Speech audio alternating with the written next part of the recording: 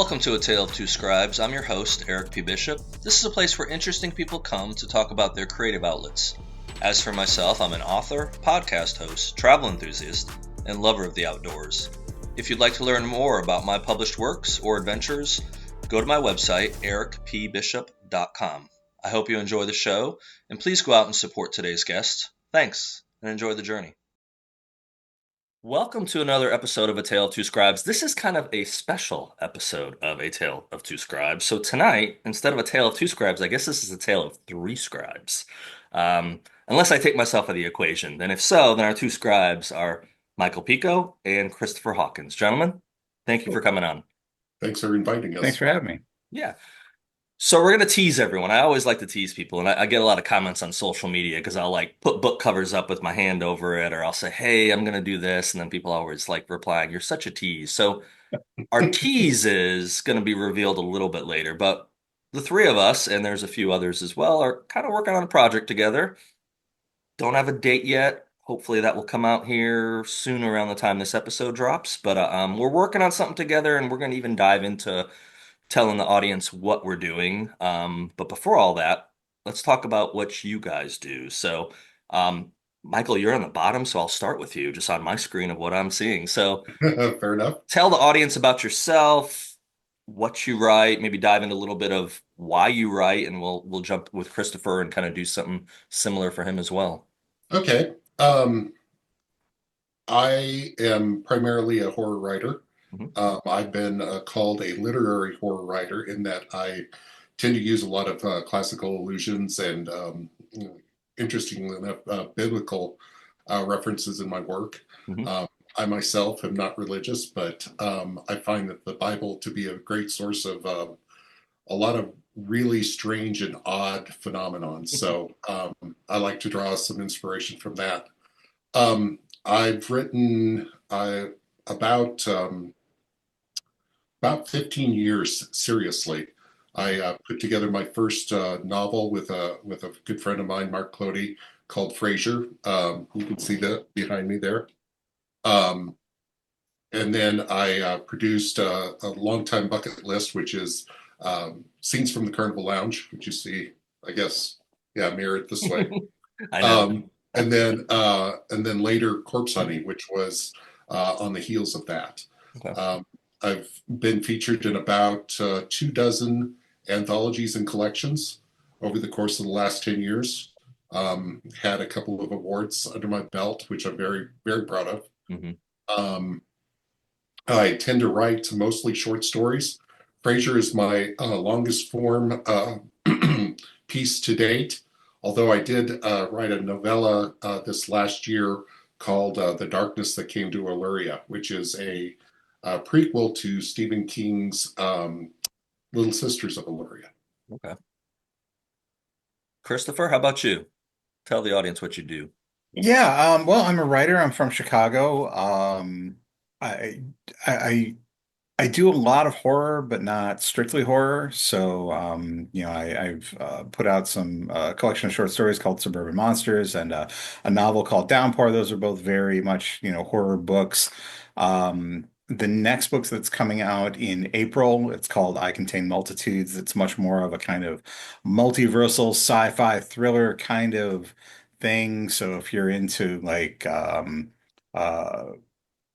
Blake Crouch's Dark Matter, it's got that sort of a vibe to it. Um, but definitely with a lot of emotional impact to it. I like to think that I'm always trying to get feelings out of people. So, that's where my stories go a lot of time. They go to a very like emotional place. And some people have told me that they find that kind of surprising in horror, which to me it's, that strong emotion and horror kind of, have to go together. There's Yeah. really no way to disconnect them. But I think people are a little surprised sometimes to find themselves crying at the ends of my books. So, um, uh, Understand.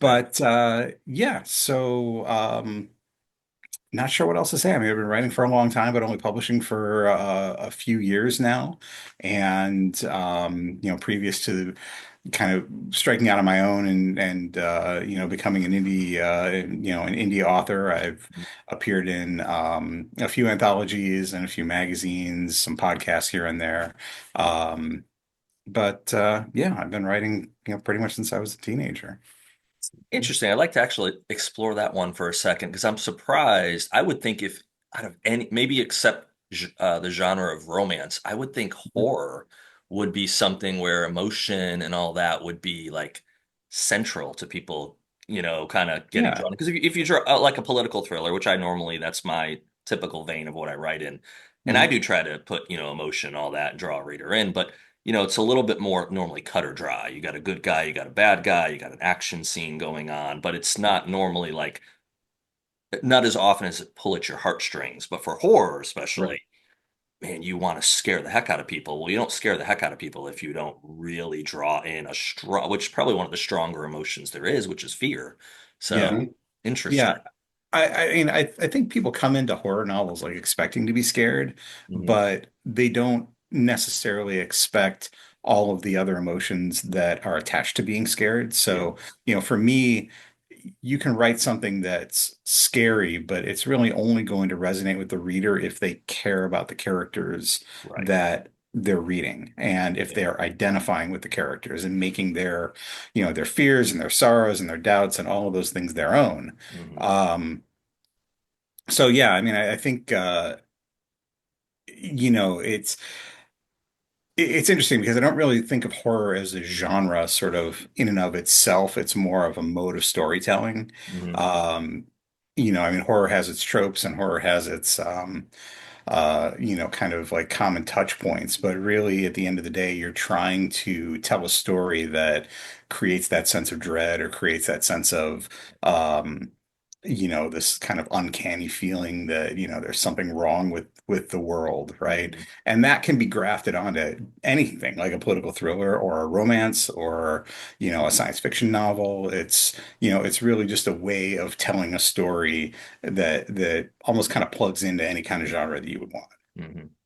Yeah, I was going to say real quick, and I want to have Michael psychoanalyze this one for us too, because I think he's probably got some thoughts on this subject. But the connection to the characters is the key. I mean, I don't know about you guys if you get, what kind of feedback you get from social media or emails or whatever, but if you get someone to reach out to you, you might sometimes get someone that says they didn't like a plot or they didn't like a certain thing in your thing, but typically it's a character. Man, I resonated with that character, or man, I hated that character, or man, that was a bad character and I was secretly rooting for it. Anytime you get one of those, you're kind of like, I was onto something with that SOB, that's for sure. So, Michael, what are your thoughts on that one? Well, I would echo some of Chris's sentiments. I do believe that you have to have investment in character for your readers to care about them and care about what happens to them, especially when they're about to get eaten or otherwise transformed, as is the case in a lot of horror genres. I would push back a little bit on it not being an actual genre. I would say it is the original genre Hmm. of storytelling. It's something that we came up around the campfires as cavemen. Oh, there's a terrible saber-toothed tiger out there. He's coming to eat us, and that kind of was uh, the formulation of these horror stories. I Hmm. mean, look, even Beowulf, one of the earliest stories recorded in literature, is at its heart a horror story. Hmm. So I would argue that horror is probably the purest form of literature out there. Yeah. Certainly one of the oldest, and I think that it has branched out into all the other genres seamlessly Hmm. to where you can't really. It's hard to pluck out of various genres. It's real close to sci-fi and dystopian literature. There's a lot to be said for dark fantasy Hmm. and the horrors that people encounter deep underground, as Tolkien would say, the dark places of the earth.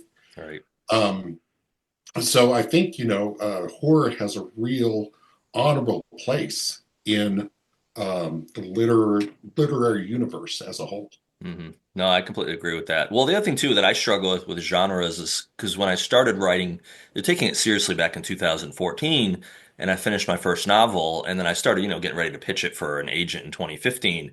That would be obviously one of the questions that you had to answer if it was a online form or whatever was what genre is this novel? And it's Mhm. sometimes it's easy to say it's a political thriller, it's a suspense, it's crime, it's horror, but man, so often it's almost a fine line because like you were just saying, Michael, I mean sometimes you have maybe sci-fi elements or dystopian elements inside horror and but what is I always struggle with like because crime is a fairly large subset of books, or it's not just 1 or 2%. It's like, yeah, but what's a crime novel? I mean, I'll write a political thriller, but a lot of times going on in that political thriller is an actual crime as well, whether it's something being stolen from the government or weapons or nuclear reactor stuff. There's an element of a crime in there. So that's kind of seems like so many novels kind of bend the genres. They don't just fit into one nice little bucket, which I think is great because authors don't fit into one nice little bucket. I mean, just the three of us, we all look pretty different. That's good. So, um, let's jump back into before we get like into the meat of our stories and stuff. Let's kind of I'd like to explore because I'm always interested in it from a writer's perspective. Obviously, and this is not a judgment on all of us. None of us are like apparently 20 years old, so we're all we've all experienced life a little bit. But what I'd like both of you to kind of take a minute or two explaining is where did that fire start to get you into writing? Because it's rare to hear someone say, well, if they're say we're 45 or 50 years old, it's rare to someone to say, man, I never wrote anything, and then I turned 40, and I'm like, I'm gonna write something. It's always something that starts so much younger. So, Michael, you want to start off, and we'll go to Christopher? Sure.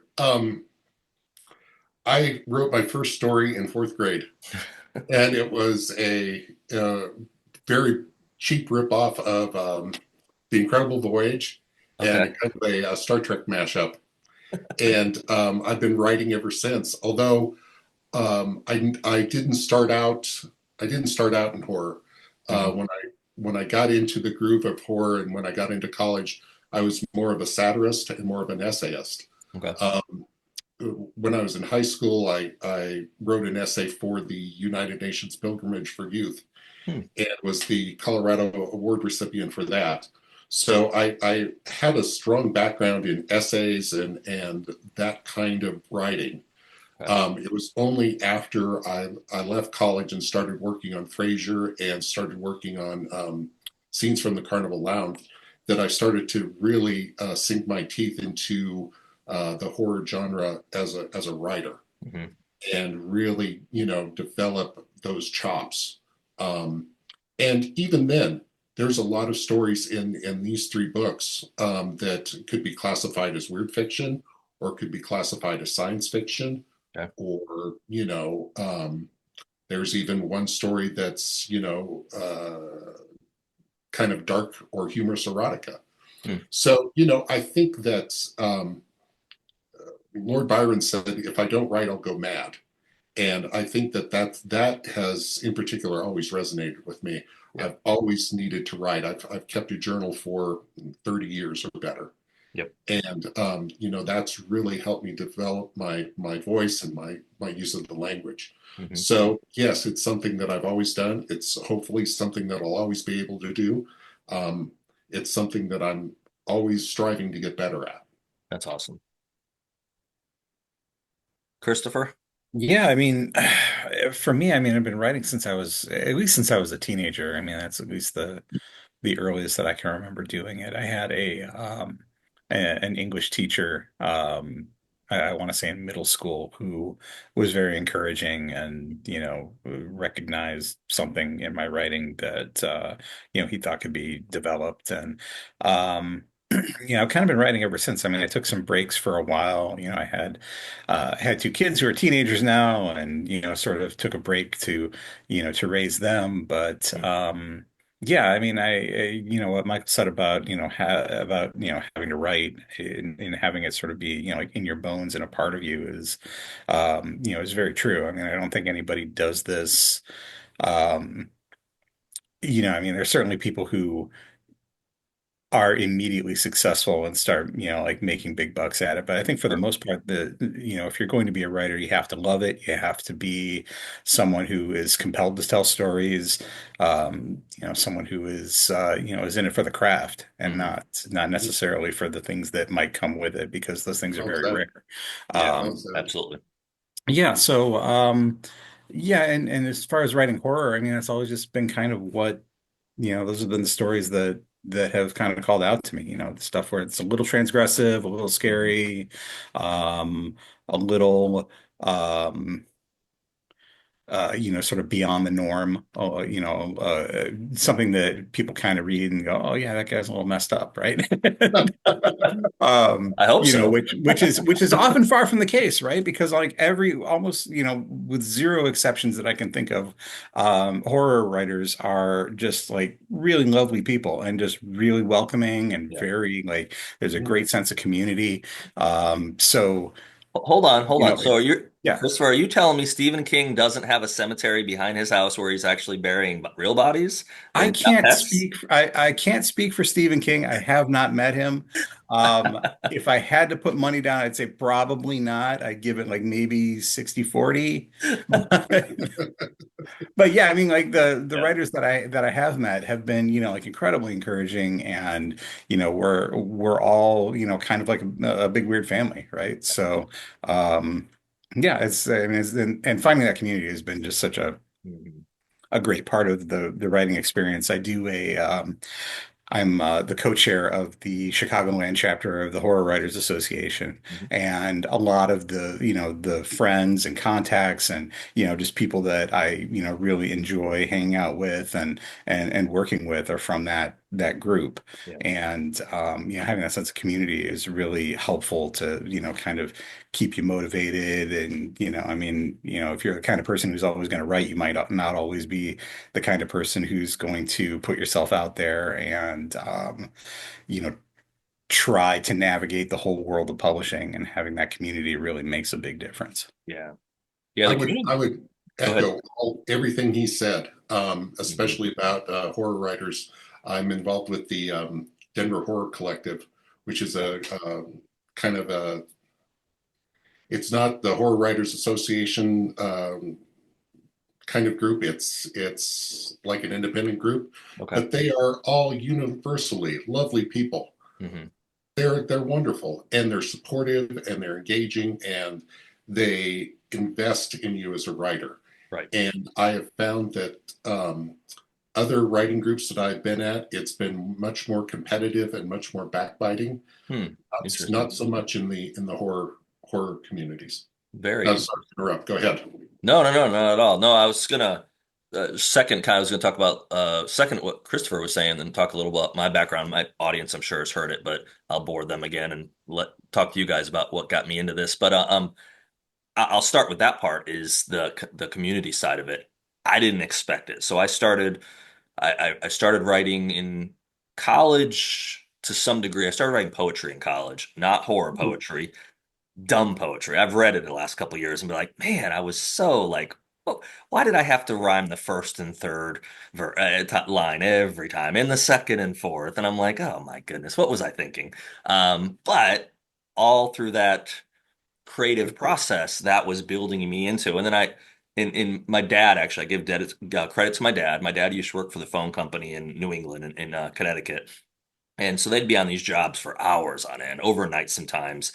And it's like it's almost like the guys that work on the highway. There's six guys standing there, and the seventh guy's digging the hole, and they're all like, yeah, "Good job, good job." So phone company, they're all standing around a manhole or sitting in their trucks and been like, "Hey Jerry, go fix that," and the rest of them are sitting in their trucks reading books. So dad would come home and he'd bring me, whether it was, Tom Clancy or W.E.B. Griffith or whatever, just tons of these, more crime thriller type authors. And he'd have these tattered paperbacks, and I picked them up, and I remember picking up Tom Clancy book, and all of a sudden like that light went off in my head. It was like, this is cool. Mhm. There's a lot of words here, but this is cool. I think I can write this one day, but not have it be 800 pages. Maybe I can do 300, 350. But that kind of started the ball rolling for me. So like with a lot of people, college, I was did more writing after college, but and I still to this day, and I was actually moving some files around on my computer the other day and backing up my hard drive to another hard drive. I was gonna with some extra redundancy because of my paranoia. But I still to this day have two folders. I have a folder called books, which is all the kind of the current stuff I've worked on from 10 years ago and now. And then I have one called old books. And the old books is literally stuff from the end of college all the way up until 2014. And they only had one consistent theme in all that. I didn't finish anything. I started stuff and I never finished it.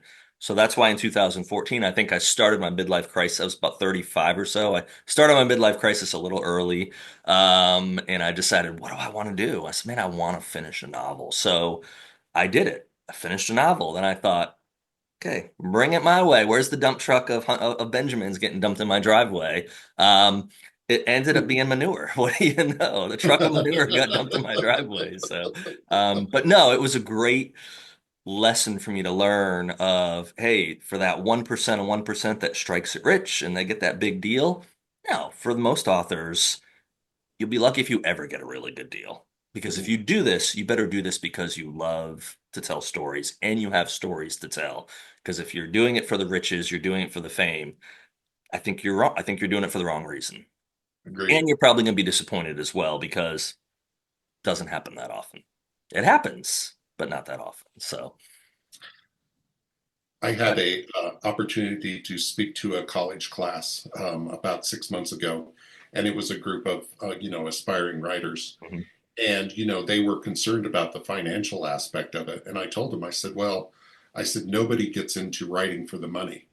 I mhm, said, you do it because you love it, and because, as I said with the Byron quote, if you don't, you'll go crazy. yeah, And I think that kind of set them aback a little bit. I think there's this tendency, especially in the creative arts, to measure success and measure your worth by how much money you bring in. mhm, And I feel like that's a false metric. Like yes, that rubric doesn't match up to the creative dynamic.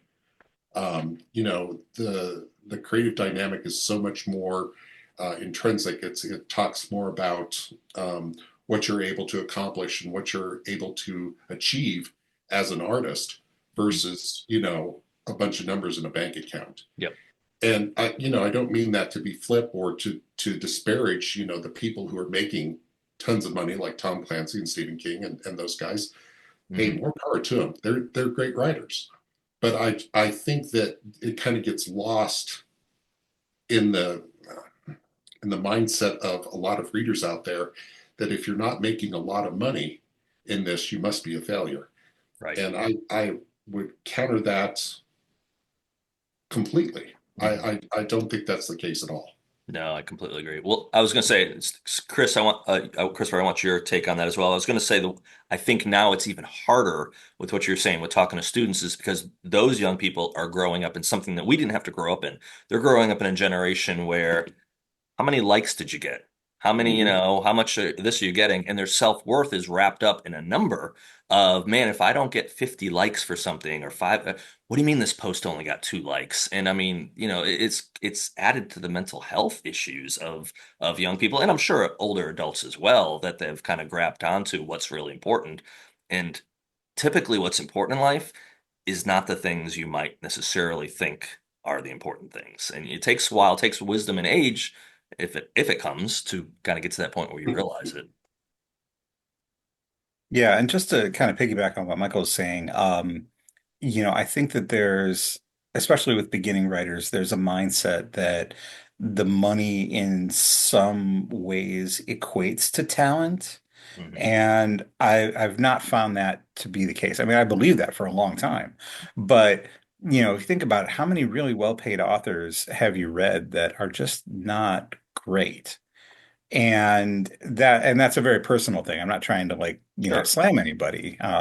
But there's plenty of authors that are financially successful that are not as artistically successful as some writers who are not as financially successful. So there's Hmm. plenty of really amazing writers who are putting out indie books, just kind of funding their own thing and doing their own thing. And you read their stuff and you're like, wow, this is fantastic. Why do they not have a better audience, Right.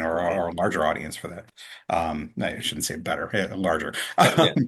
But yeah, I mean, the money, if we're lucky, follows talent, but it doesn't always follow talent. Correct. And that's something I think that young writers or beginning writers need to understand a little bit more is that, you're ideally going to be constantly developing your skills and you might hit it right away or you might not ever hit it at all. But as Right. long as you're doing it for the love and you're sort of constantly trying to be better than you were, each story a little bit better than the last story, then you're doing great. Yep. That's right on the head. That hits it right on the head. As long as you're growing as an artist, that's the only thing that matters. Yep. Yep. Yeah. My fourth book just came out, and the biggest compliment basically I got with that book was that this is the best book yet, from not from random readers, not the people that they're like, oh, this is your Sure. best one. It's like, yeah, sure, it's my best one. You want a signed copy, don't you? Or whatever. You want my signature, which is not worth anything, but you think it will be on eBay one day. But no, when those random people read the book and they're like, man, that was really well done. That's the best thing you've done. It's like, okay. I mean, it gives you that little adrenaline, probably like the likes do on social media, but it also kind of gives you that boost of hearing an independent source kind of confirm that, especially if you think you're getting better, it is always good to have affirmation of like, hey, and that it might be just a small congratulations, but that means a lot versus, if you're constantly bombarded. And that's, one of the things I had to learn about the industry was this is a publishing industry. And man, there's so many good things I can say about the publishing industry, but then there's another hand, and I can say a lot of bad things about the publishing industry. What I try to ultimately tell people that are getting into it, it's like understand the business side as much as you can. But the first thing and the only really most important thing you have to know is you've got to write the best book that's inside you. Because sure, editing can fix a bad book or whatever. It's like bad cover. You can have a bad cover and no one's going to buy it. And the inside could be, phenomenal. Could be Hemingway, could be Dickens, could be, put your big talent in there.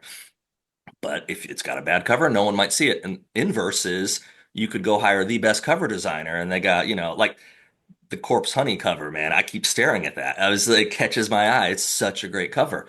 Okay, but if you've got a great cover and the words aren't great inside there, you'll get one good book out of it. And then people are going to realize, hey, the gig's up. This person can't write. They just hire a good graphic artist. So you've got to write that best novel possible. And then however possible, get someone good to help with the cover, or if you have to do it yourself, which I always try to steer people away from that unless they've got a talent for it. It's like Canva is a great program for kind of giving ideas to someone else that can make a great cover, but it's not great necessarily on Amazon. And the amount of people that do it is always blows my mind. And I'm just like, go work a part-time job for a month to pay for a good cover. I mean, I know it'll kill you, but it might be the difference between having a career and not having a career for some people. So, but let's talk a little bit before we talk about our stories. Talk a little bit about the business side of it and why indie versus traditional. And Michael, you said you've done both, right? Yes. Okay. How did that shake out? And is there what brought you from like traditional to then do indie? Is there a reason that you do a hybrid approach? Well, yes. When I first started out, of course, nobody wants to talk to you, if you have a small portfolio to start out with. Right. And when I released Frasier, I just had a handful of publications under my belt, and Okay. there wasn't an agent or a publisher out there that even wanted to talk to me. So Mark and I opted to publish that under his imprint, which is Sea Tales Publishing. Okay. And it allowed us, it gave me a real taste of, I think, creative control over Hmm. a lot of aspects. Yep. And that's been hard to shake. Once you get a taste of that, you're just like, oh, I want that all the time. Yep.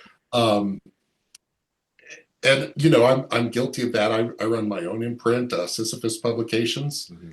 and get to kind of negotiate some of the parameters and establish, the vision I'm looking at and narrowing it down. And the only person I have to please is me. Right. And that is incredibly intoxicating. I look at a lot of anthologies that I've been in, and not to disparage the publishing houses, but there are times I look at the cover and I'm just like, I could have done better. Hmm. That could look better. I don't say anything about that except on podcasts like this one. Except on a podcast with But 50,000 subscribers yeah, to the Peer Talk Network. right. Hey, it's okay, Michael. But Sorry, Michael, your career has ended tonight, but yeah, we'll wah, play it a wah. different round. Kidding. I'm totally kidding. But yeah, Being honest. I like the hustle of competing with other writers for space in an anthology. Mhm. So I'm constantly submitting out there. It keeps my skills nice and sharp, and it keeps me on the pulse of what's commercially acceptable these days. Yep. And I like kind of pushing myself. If I'll read an open call and say, "Oh, I have 2 weeks to write a story for that," I better get cracking. It's a good motivator for me. Yeah, it absolutely is. Chris, how about you? Because you're primarily indie, right? Yeah, I'm exclusively indie right Okay. now. I started out very much like trying to follow that traditional publishing path, Hmm. and ended up having like three agents over the course of several years. The first one we worked together for a few months, and then she left the industry to do her dream job. Um, Hmm. so at that point, I had to kind of start over again. Found another agent. We shopped a book that may or may not see the light of day at some point, and weren't successful with that. She ended up leaving the industry. I feel like I'm chasing people out of the industry, so it's not me, I promise. But yeah, and then ended up with a third agent, and that ended up like really just not being a good fit. And at that point, I kind of realized that, well, I had always sort of looked at the agent and publisher kind of dynamic as being these sort of like learned people who were very like plugged into the industry and very like I love highly Michael's influential and head. good at their jobs, and Nope. there are certainly those people. I don't want to disparage anybody, but at the end of the day, it's like any other business, right? You're going to have people who are very good at their jobs, you're going to have people who are not so good at their jobs, and everything in between. And once that kind of, once I kind of opened my eyes to that, I'm like, well, I can fail on my own, right? Like I can put these books out and I try to love it. build an audience. And if I'm not successful with that, then at least, at least I had full control and at least I tried. And Mhm. I've been very fortunate since doing that, I have been building that audience and have been, finding people who respond to my stories, which is just, I mean, just immensely gratifying. And yeah, so I'm kind of sitting here wondering, well, why didn't I do this 10 years ago? And still kind of wondering that sometimes, but but yeah, so here we are. I think the answer to that is you don't know what you don't know. And That's absolutely so true. you Yeah. get into this because my story was similar to yours, except I didn't land the agent. So I started trying for an agent in, I don't remember exactly now. It's been literally almost 10 years, but I think it was finished the book in 14. I don't think I seriously started pitching it till sometime in 15, and really 16 is when I hit a stride. But then the doors started slamming, and so then I started going to conferences and thinking, okay, I need to talk to these agents. And by then I was on a second book had done. Mhm. I finished a third before I finally wrote the fourth book, The Body Man, which is what got me a contract with a small publisher because I was having like New York Times bestsellers or really, reputable authors read these books and especially like The Body Man, which took a while to get the representation or get a yeah, publisher. And they're like, "Yeah, dude, you're going to get an agent. You're getting a deal, no problem." And I, did my homework, researched an agent, sent the stuff. Sometimes those authors recommended their own agent. So you could actually in the query letter and directly to the agents, not to their assistant, directly to them and say, "Hey, blah, blah, blah. New York Times bestseller recommended me. Here's my book." There always was one reason or another, and they weren't agreeing with each other either. So you'd think, okay, if you have a problem with, your plot being weak, you'd hear that for a handful of agents would say the same thing. No, you'd have one say plot. You'd have one say, I'm not connecting with the characters. The next one say, man, your characters are awesome. Like, whoa, whoa, whoa. Did you just talk to Mary Sue over here? Because that's not what she said. So it was all this going on. And so then obviously when the time happened that I actually was like, man, what am I going to do? I believe in this book. Someone had said, why don't you look at a smaller publisher? And I kept thinking, no, I want the big deal. I want the Ferrari. I want Fiji. I want stuff that I shouldn't really have been even entertaining, which I didn't think any of that, honestly. But, I think I wanted that acceptance by the publishing industry that this was a good book. And what I've come to learn 10 years into this is publishing industry is a great, great people in it. It's a business, though.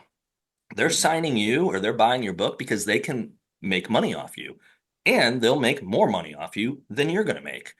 And Mhm. that kind of puts into perspective of, like we were talking offline, man, I could probably, have a professional cover, I have a professional editor.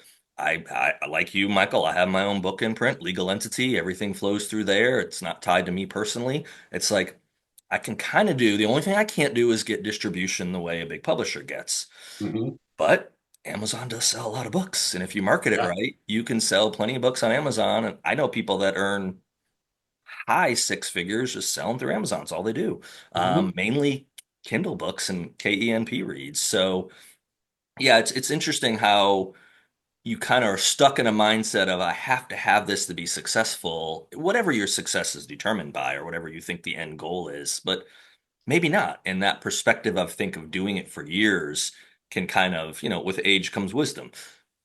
You kind of realize, hey, I can actually make it a different way or I can Mhm. make it a way that, I've learned along the course of this is not what I originally thought it was going to be. Mhm. So, yeah, Agreed. it's very interesting. So for both of you, I want to before we talk about this project we're working on, I want to spend the last definitely third of the interview with that. Um, you both seem to, Christopher, do you do a lot of anthologies versus full length, or do you mix it up? Yeah, I mean it's kind of a mix. Early on, I think I wrote a lot more short stories Okay. than I do now. Like right now, I'm working on um, kind of planning out and researching a novel, and then also working on a series of novellas. Okay. So, in addition to, I just finished up a short story that is going to be going to do an anthology a little bit later this year, and I have a few more short stories for invited anthologies as well that I need to get out of the way in the next few months. So. Yeah, I guess it is kind of a mix, mix of projects. I try to Okay. focus on one thing at a time, but hmm it doesn't always work out that way. No, and Michael though, because so what's the draw with short stories and those small like why that versus long format? What ticks inside your brain that wants to go that direction? Well, initially I did do long format and I really enjoyed that. I like the immersion of it, Yeah. getting into the characters and really fleshing out the story. Um, I think writing short stories, and I've seen the window for those shrink from Mhm. like 7,500 words to 5,000 words to now they're a lot of editors are asking for about 3,000 to 4,000 words. Gotcha. So you really have to hone your storytelling skills Yeah. to get a coherent story in that amount of time Right. or that amount of space. hmm And I find that challenge to be very appealing. Uh, Plus, I have probably 3 dozen, 3 dozen stories started and on Google Drive somewhere. And it's whatever shiny object grabs my attention. Right. Um, for this project that we're all involved in, that was very immersive for me for about 6 weeks, and I didn't write on anything else. Okay. Wow. I really focused on that, and that was really good because I felt like I got some of that that immersive quality to it Yes. without having to invest 2 or 3 years of my time. Right. Because Frasier, I think, took Mark and I 2 or 3 years to write. I mean, it was a long slog. We were in different states and different time zones, and this was for the advent of a lot of the technology that we have today. hmm And so, it was really a labor of love. And I don't know. I find that the short stories I can say what I need to say, and I can put that story aside. It's out of my head, and it's on paper, and I can move on to another story. You can cast out that demon and pull another Right. one in to tell that new story. Right. So yeah, no, I totally get that. My preference is full length novels. I think probably because I talk so much and I don't like to shut up. Maybe I feel like I can tell a big story, but it's what I'm drawn to. But with the project we've been working on, and also the other thing that popped up for me, which I did not expect, is John Guarnieri, who our project we're going to talk about is tied in through John, and this was originally John's idea to do a horror anthology. He got pulled in to do. He was writing short stories, and he got conformed into writing for a comic series. And so under With Machete machete, Comics, machete, yeah, right? Yeah, yeah. his Stay Hungry series. And so Chris Cochran is the guy that draws for that. And so Chris and I had Chris on the podcast back in maybe June or July, I don't remember, sometime mid-year last year.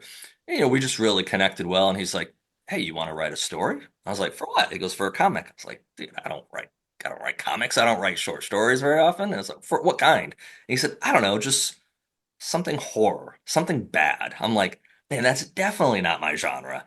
But I spent some time thinking about it, and like literally, I came up with this one idea, and I'm like, "Man, what do I do with that?" And so, spent multiple weekends. Wasn't I didn't need to do much, and 1,000 words, 5, 6 pages, because it's gonna be a comic. It's gonna be little snippets. Um, so I fleshed this out, sent him. I was like, "What do you think?" He's like, "Love it." So you want more? Yeah. Well, in the meantime, I'm trying to get my fifth novel out. I'm working on that, and I'm like, I can't. I will, but just give me some time. So I was actually coming back from Europe back in end of November, early December, and I was like, "I'll get this to you in December." Well, I didn't. So January he reaches out. He's like, "I really need that second part." And I was like, "Man, I don't know what I'm gonna say. Where am I going with the story?" Because I had no idea. Once it ended, the eyeball rolled out of the jar. I had no clue what was happening.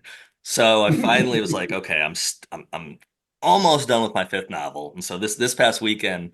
I just said, okay, the novel, I got to get it done to get to the editor. I got to finish it in like 30 days. It's going to the side.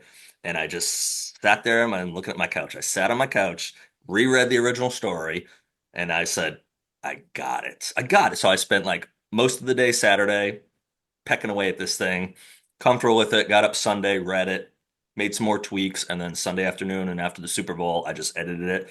I sent it off and I was like, and when I woke up Monday morning, I was like, because he wanted a third part. I'm like, I got the third part. I know where I'm going to go with this. So I made some pretty detailed notes in my phone, which is where I keep all my notes. And so I messaged him and I said, let me finish Supreme Justice. I got to get this. I've got the editor lined up. I've got cover done. I've got like people on the take for pre-order soon. So I will write this in March. We good with that? He goes, yeah, we're good with that. I was like, okay, I'll promise to finish this thing in March. So I love it though. The creativity side of it. Um, Never done a drug in my life. Don't intend to ever start doing a drug, but I would assume that's what it feels like to work on a story and to get that excitement level. And then probably the downside of it is then you get it out of you and then you're just kind of like, okay, what's next? What do I do? Where am I want to go with my creativity next? Because that excitement of finishing something and creating it and then putting it out there quickly dissipates, and Yeah. you need next fix again. So not that I'm not condoning heroin or anything, but you need your next highball. You got to get something to make you happy. So well, let's talk about our project. So and I had been talking, I guess it was early 2024. It's been a while now, talking about lots of stuff. We're actually working on a book together, which has taken years, and we're not getting far enough on it. We need to work on it this year. But in the course of, I think it started with some tweets. I think John sent a tweet out and said, "Hey, tell the next part of this story." And so a couple people put in some stuff, and a couple people didn't. So you're on John's poop list if you don't reply and put stuff out there. So, which was hilarious. But him and I started then talking. It's like, it'd be kind of cool if we did an anthology of stories. So that conversation just kind of morphed into, okay, who do we want to bring in on this? He's like, man, I think a couple of the Shinedown guys will want to do it. And I said, well, I think this person will want to do it. And he's like, let's do horror. And if we do horror, we want to get the good horror people. So, you know, Michael, Christopher, you guys are here because we need some good horror authors to kind of help those of us that are not horror writers. We can pretend we're horror writers. So that's kind of where the idea came. And part of the idea was have a central story, which John wrote, and then we all tell stories that are completely independent of that, but they're going to hint back to that central story. There's going to be a little bit of a connection there that will kind of tie us into it. So I'd like to have a release date or something for people. Maybe soon after this airs, we'll finally get our ducks in a row and figure all that out. But I'm super excited to be working with you guys on this. Your story's amazing. Realize that I'm not a good horror author after reading your stories, but I will learn. I will keep learning. So, Christopher, why don't you? I forgot who did. Christopher, why don't you tell us about your story? Just don't give away too many details, but kind Sure. of a little bit of how it came about. Yeah, I mean, this is kind of a departure for me because you know, I don't generally write a lot of like hard-boiled crime stuff. Hmm. Um, although I've always loved the genre. So Hmm. this is much more of a kind of starts as a crime thriller and then takes a little left turn into some dark, almost cosmic horror kind of territory Right. towards the end.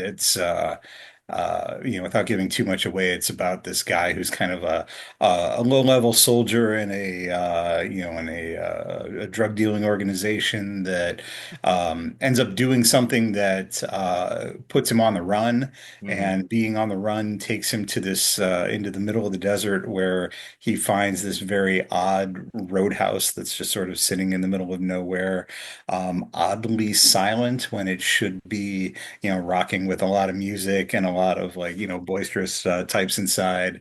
And then it's about what he finds inside and what the long-lasting implications of that are.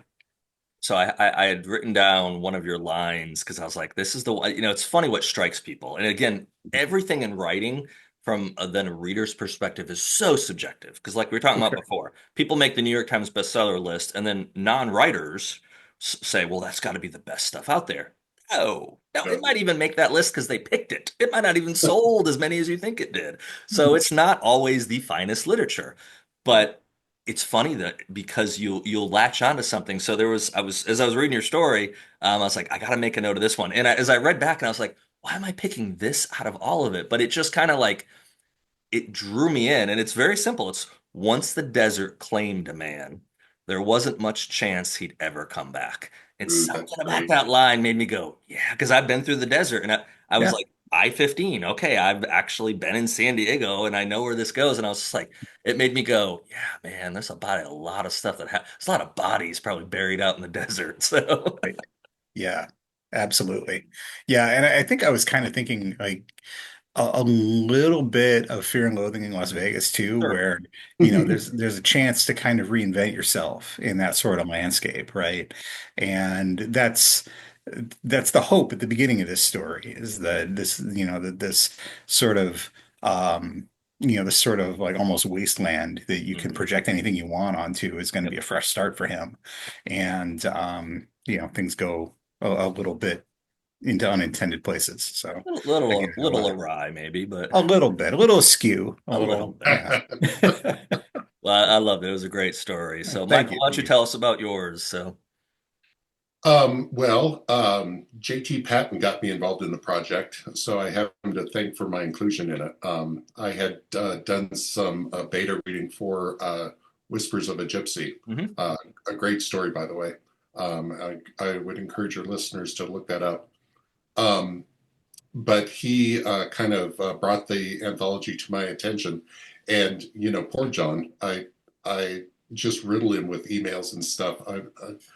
Eric, you've seen some of the traffic that I've had, because I get very excited and I'm also very forgetful. So I'll like have an idea. I'm like, oh, that's a great idea. And I'll shoot off an email. And then I'll be like, oh, wait, I have another idea and shoot off another email. So I'm sure he's very annoyed with me. But regardless, No, not at all. And if he is, my, he'll just have you killed. So you're still alive. So you got great. to be fine. So, oh yeah. Do it quickly. No, no. Secret Service works with Motley Crue, man. They're gonna slow get you, man. They're gonna it's gonna be slow death. Come on. So my story is called the Cuyuna Monolith, and it takes place in an actual place up in Minnesota, in Crow Wing County, Minnesota. It's based loosely on a historical event that happened up there, in that the mine was flooded in the early 1920s, and a few dozen men died in the accident. Hmm. And what I did is I used that kind of as the kernel of my story, taking taking that incident and kind of building on that. And I kind of used the same approach as Christopher did, in that I started it out as a murder investigation, Hmm. and then it just kind of goes, off the track with this kind of elder core Lovecraftian thing that they Hmm. find. So my grandfather was a coal miner, and Okay. he used to regale me about stories about mines and stuff like that. And I've really, a lot of my stories have been underground horror. Yeah. So Cuyuna, Chains of Darkness, Darkness That Came to Illyria, those are all stories that take place deep underground in the dark places of the earth, as I mentioned before. And I find that that setting really inspires me. Hmm. I was a cave explorer before my body broke, and I used to love to go spelunking, and so that informs a lot of my writing in that respect. I was in a lava tube in Hawaii many moons ago, and there was this one spot where the it was supposed to be a group, and everyone canceled. So I was with my wife at the time, and the guy that owned the property, and so we got to this one spot in the back, and he said, "You need to crawl back in there." And my wife at the time was like, "I ain't going back in there." And I'm the man. I'm like, "I'll go back in there." And I was much thinner at the time too, so I get back there. I have just a little headlamp, and I'm having a shimmy between this thing. And then I'm like halfway under there, and he's like, "Watch out for the or the rat back there," or something. I'm like, "What?" He's just screwing with me. But I get back in there. There was no rat. Nothing grabbed me or whatever. But then as we came back out of that, again, it was a lava tube in the island of Maui. At one point, he had us turn off our all the lights. Mhm, And we did it for like a good minute. It wasn't 5 seconds either. And he's just like, you'll feel the darkness. You'll feel mhm. it. And I mean, 100%. That's what nightmares are made out of. Sure. So that that might have been influential in what I did because I had written a story. Because yours, one of the things I connected with was one of the early things that was on my old books folder that I never did anything with was a story called Drexel. And it was about this fictitious town out in Idaho. And it all had to do with an underground mine.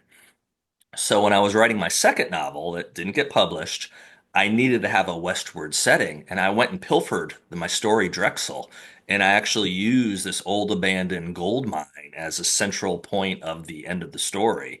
And I think that's why I kind of connected with yours. I'm like, oh, what's going to be in there, man? Because mine will be like a nuclear weapon. I bet you his is going to be much better than that, though. So no, I really enjoyed it. I love the creativity. Just again, for me, I think because it's outside my genre, I think that's why I kind of like gravitate more towards it.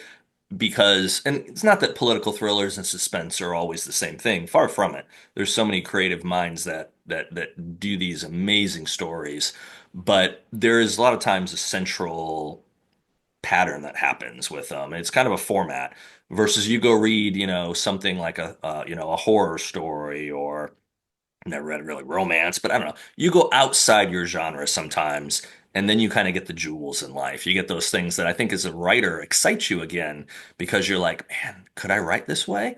And that's the one kind of challenge I'd give to anyone listening that maybe just writes romance or just writes thrillers or just writes horror. Hey, someday try to write something outside your genre. Yeah. You might suck at it, but that's okay because you also might be the next best thing, or worst case scenario, you might really enjoy it.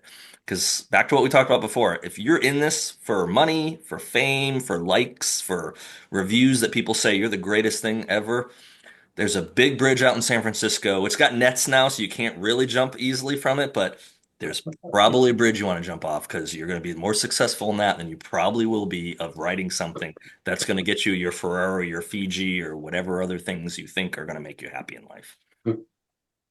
Well, yeah, I would say that, writing for this particular anthology stretched me in that, there are so many thriller writers in the group. And I Sure. thought to myself, well, I need to bring some of that vibe to the table. It can't be just strictly horror. And it stretched me. I had to, do some research into the genre because it's not as it's not familiar ground for me. Right. So, I had to stretch my skills and, kind of step up to the plate with that. And, I think I was pretty successful. There was you know, Tom Clancy fans might disagree with me, but it was a challenge. It was a real challenge to write with so many other talented writers and to try to um, contribute something meaningful to Hmm. the anthology at their level. Yeah. No, that makes sense. I guess I should say something real quick about mine. So mine is called She. Um, Probably when I was first starting to do it, I go, this might be I don't think Barry and Eric were tied in. We're fully on board yet. But I decided to write a story that had a musical theme to it, but that got really creepy. And after the fact, I'm like, you got like platinum selling artists, Eric Bass and Barry Kurtz from Shinedown writing stories, and here I'm trying to write something music.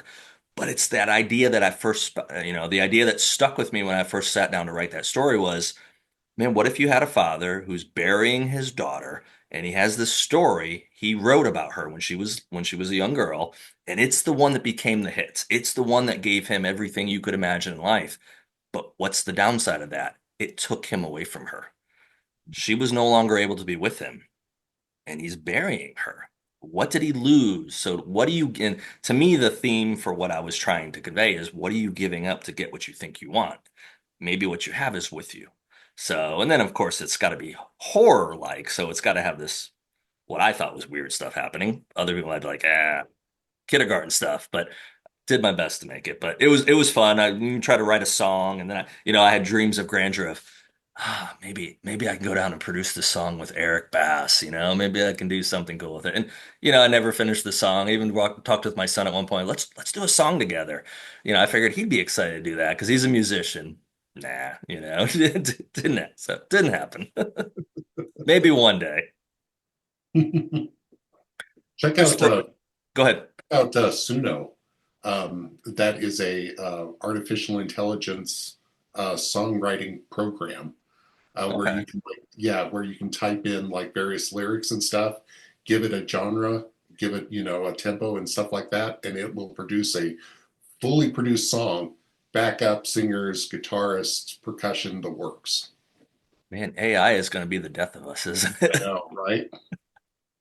Interesting. No, I never heard of it. I'll check it out though for sure. Um, Christopher, what's next on your plate? What are you working on? What's going to be coming out? And how can people find out how to purchase your stories? Yeah, the next book is coming out in April. It's a kind of a sci-fi thriller kind of story. It's called I Contain Multitudes. It's going to be coming out on April 30th. And if you want more information about it, you can just visit my website, www.christopher-hawkins.com. Awesome. I Michael, can same. hardly wait to read that. Thanks. Yeah, it's been a long time coming. It's one of those things that I wrote several years ago and have been kind of polishing on and off since. And hopefully, hopefully it's in a good place. Well, we'll see. We'll see what people You'll think. find out in I April. love the cover. The cover is Oh, great. thank you. Yeah, that was Alan Last. I've never heard his name pronounced. I've only seen it written. I think it's Lastufka. He's the guy behind Shortwave Publishing, Hmm. and just really great guy, really awesome to work with, and he's put together this amazing cover, and I'm just like so thrilled that I had the chance to work with him, and it was just a great experience. Yeah, he hit it out of the park.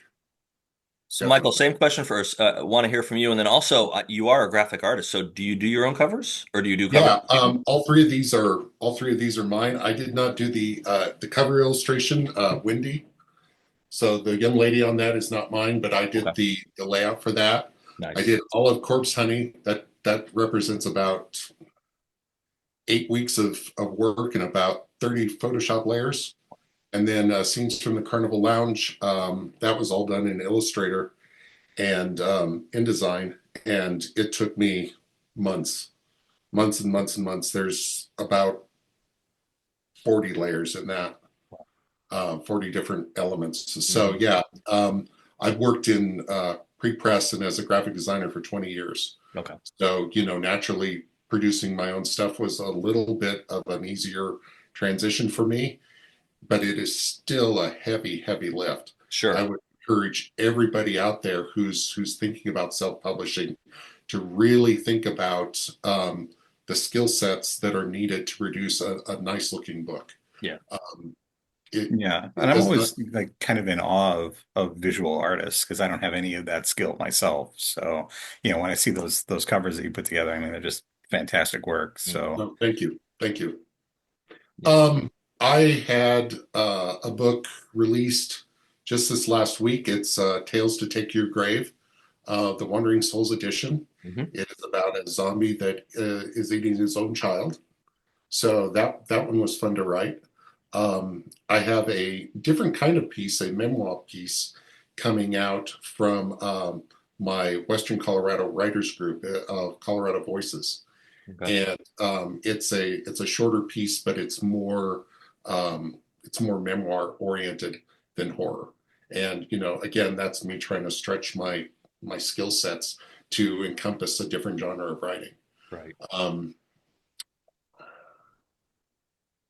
I just got I just got the Black Beacon book of ghosts Okay. uh, late last year.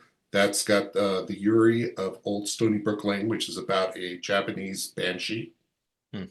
and it talks a lot about intergenerational racism and sexual assault. So that one was a tough one to write. Hmm.